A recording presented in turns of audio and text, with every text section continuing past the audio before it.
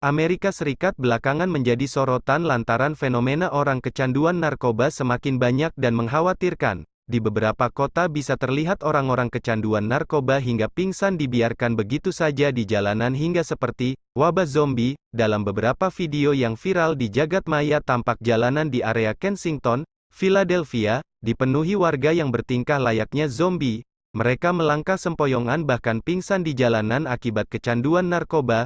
Kebanyakan dari para pecandu narkoba itu mengonsumsi obat silazin atau tran yang beberapa waktu terakhir mendatangkan malapetaka di kota-kota di AS. Seseorang yang mengonsumsi tran bisa terancam tewas dengan kulit yang membusuk. Pada April lalu, Gedung Putih menyatakan bahwa fentanyl opioid sintetik yang dicampur dengan silazin merupakan ancaman yang bahaya karena efeknya yang dapat mengakibatkan peningkatan krisis opioid di AS.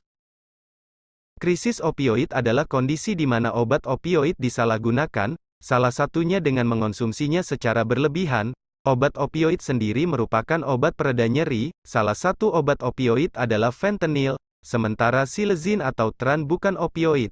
Obat ini, tran, yang merupakan obat penenang hewan, dicampur dengan fentanyl dan ditemukan di hampir 50 negara bagian sekarang, kata Direktur Kantor Kebijakan Pengawasan Narkoba Nasional AS, Rahul Gupta.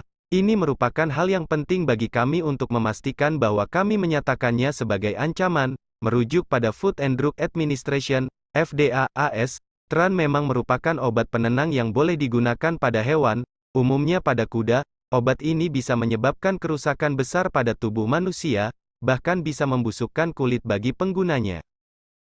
Seseorang yang mengonsumsi obat ini secara berlebihan akan mengalami luka pada jaringan lunak dan nekrosis atau yang kerap disebut sebagai pembusukan kulit yang bisa menyebabkan amputasi. Sejak beberapa waktu terakhir, tran juga banyak dikaitkan dengan peningkatan jumlah kematian akibat overdosis obat di AS karena banyak digunakan secara ilegal.